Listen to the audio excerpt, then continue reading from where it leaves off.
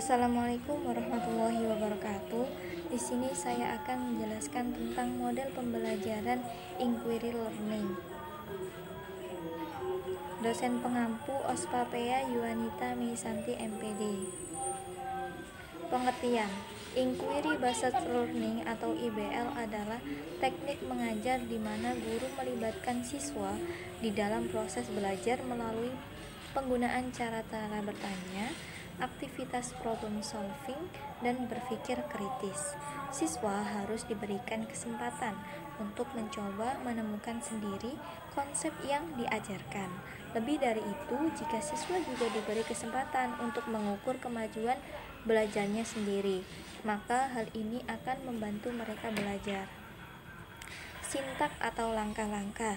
Dalam model pembelajaran ada langkah-langkahnya, yakni yang pertama, menyiapkan fenomena, menyajikan berbagai fenomena alam yang dapat memberikan pengalaman belajar kepada peserta didik.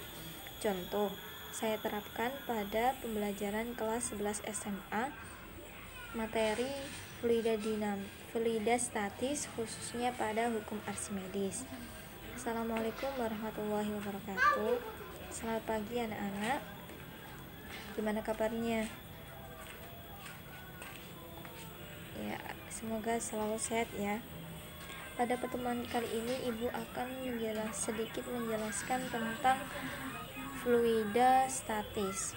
Fluida statis adalah aliran atau cairan yang diam. Kita akan membahas tentang hukum Archimedes ya. Sebelumnya Ibu akan membagi kalian menjadi 5 kelompok. Satu kelompok terdapat 6 orang. Mau dipilihkan, pilih sendiri atau berhitung? Gimana? Oh iya, berhitung. Silakan, kalau berhitung dari pojok kanan yang depan ya.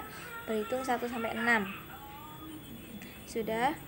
Ya, silahkan berkumpul pada kelompoknya masing-masing.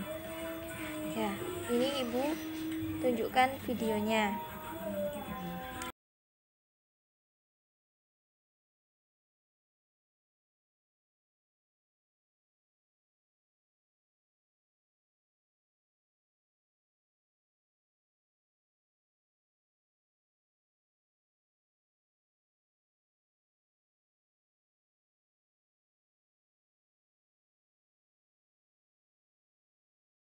Kedua, yakni observasi, mengamati berbagai fenomena alam yang akan memberikan pengalaman belajar kepada peserta didik bagaimana mengamati berbagai fakta atau fenomena. Contoh, ya, setelah kalian melihat video tadi, silakan kalian amati, kalian pahami, ya, yang di bawah sendiri apa? Benda apa namanya? Apa? Iya, batu, benar. Kalau yang di tengah-tengah namanya apa bendanya? Benda apa? Ikan. Iya, benar. Yang setengah di air, setengah di udara? Gimana? Iya, pelampung pancing. Ya. Selanjutnya yang ketiga yakni merumuskan masalah, mengajukan pertanyaan tentang fenomena yang dihadapi untuk melatih peserta didik mengeksplorasi fenomena melalui berbagai sumber. Contoh, setelah kalian mengamati video tadi, kenapa batu kok ada di dasar air? Kenapa ikan kok ada di tengah-tengah air? Kenapa pengapung pancing kok ada di udara, setengahnya ada di air? Ya, kenapa? Silahkan kalian diskusikan pada dengan kelompok kalian masing-masing ya.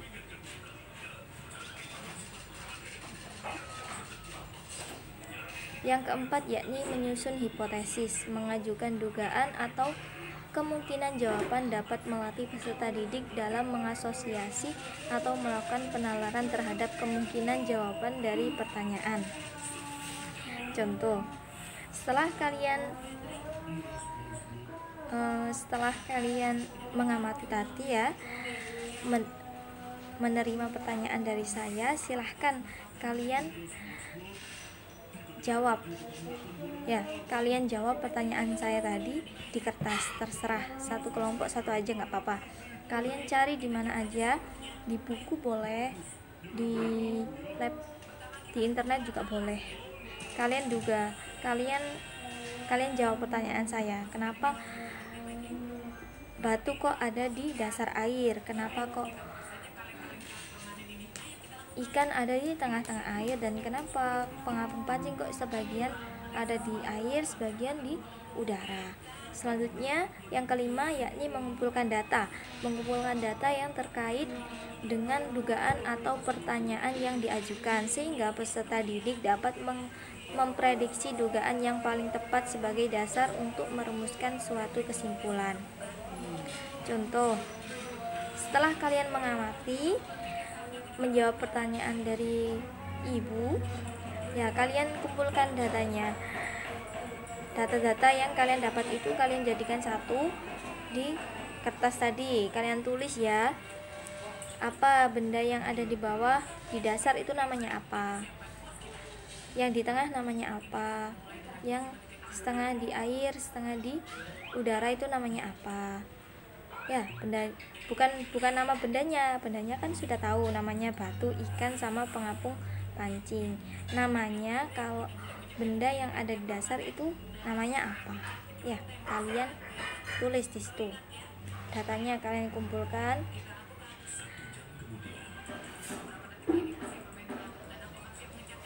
Yang keenam yakni menganalisis data. Menganalisis data berasal dari mengumpulkan data yang telah dilakukan. Contoh, gimana datanya sudah ditulis semuanya? Ya, kalian analisis ya. Kalian teliti lagi. Gimana sudah benar apa tidak jawabannya? Sudah benar apa belum jawabannya? Yang ketujuh yakni menyusul kesimpulan. Merumuskan kesimpulan-kesimpulan berdasarkan data yang telah diolah atau dianalisis, sehingga peserta didik dapat mempresentasikan atau menyajikan hasil temuannya. Contoh, setelah kalian tadi melihat video, mengamati,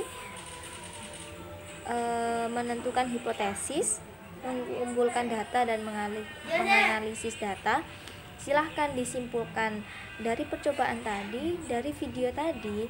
Kalian simpulkan itu tadi, dan kalian cari apa sih artinya hukum Archimedes itu.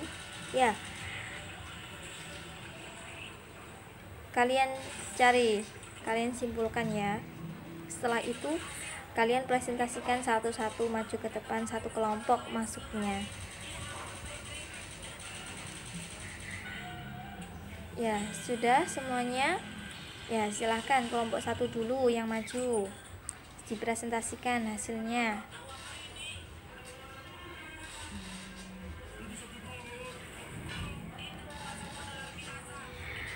Di dalam model pembelajaran inquiry learning ada kelebihan dan kekurangan. Kelebihannya yang pertama, terjadi peningkatan kemampuan ingatan dan pemahaman terhadap materi pembelajaran oleh siswa. Karena kita tadi bentuknya berdiskusi, jadi akan timbul peningkatan kemampuan ingatan dan pemahaman terhadap materi pembelajaran oleh siswa. Selanjutnya yakni meningkatkan keterampilan siswa dalam pemecahan masalah pada situasi-situasi baru dan berbeda yang mungkin mereka dapat pada saat-saat lain atau mendatang. Selanjutnya mereka akan tahu bahwa sumber informasi itu bisa datang dari mana saja, tidak melalui guru. Meningkatkan motivasi belajar siswa. Ya, dari sini kita bisa tahu, mungkin karena percobaan tadi dilihatkan video dan dia berpikir sendiri, mungkin siswa-siswa atau murid-murid mulai suka dengan pembelajaran fisika atau pelajaran fisika. Selanjutnya yakni pengetahuan yang mereka miliki akan semakin mantap, luas, dan mendalam, karena dia tadi sudah mencari dari mana saja, mencari data, mencari hasil jawaban dari mana saja, bukan hanya dari gurunya. Selanjutnya, konsep-konsep dasar sesuatu materi pembelajaran akan dapat diingat dan mengendap dengan baik dalam memori siswa. Selanjutnya, siswa dapat bekerja sama, bersikap objektif, jujur, percaya diri, penuh tanggung jawab, berbagi tugas, dan sebagainya.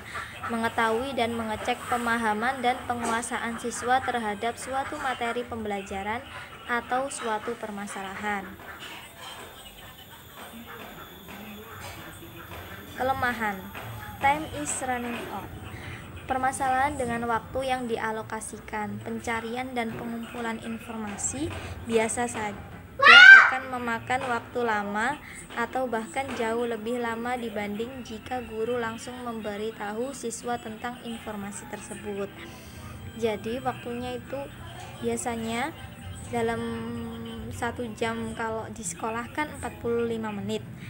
Biasanya fisika itu 2 jam, jadi 90 menit atau 1 jam setengah. Waktu 1 jam setengah itu sangat singkat sekali jika dilakukan model pembelajaran inquiry learning yang melibatkan semua siswa untuk berpikir, untuk menemukan sendiri konsep belajarnya. Selanjutnya, seringkali siswa justru mengumpulkan informasi yang tidak relevan dan tidak begitu penting. Selanjutnya, siswa-siswa yang tidak terbiasa akan ragu-ragu dalam bertindak sehingga seringkali pembelajaran macet di tengah jalan. Karena biasanya dia terbiasa dengan guru yang menjelaskan semuanya, tiba-tiba gurunya menerapkan model inquiry learning. Jadi dia kaget. Ya, karena dia belum terbiasa.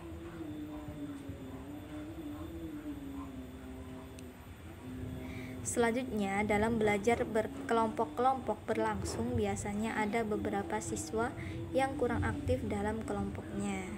Ya, ini biasanya sering terjadi. Kalau ada kelompok, kadang yang bekerja itu hanya 1, 2, 3 orang, yang lainnya nganggur atau diam aja, atau yang dia tidak paham tapi dia tidak tanya.